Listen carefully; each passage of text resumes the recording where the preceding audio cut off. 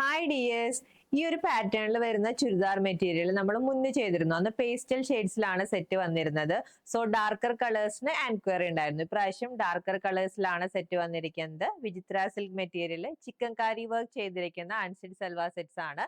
950 ആണ് സെറ്റിന്റെ rate. First one ഈ ഒരു മെറൂൺ ഷെയ്ഡ് ആണ്.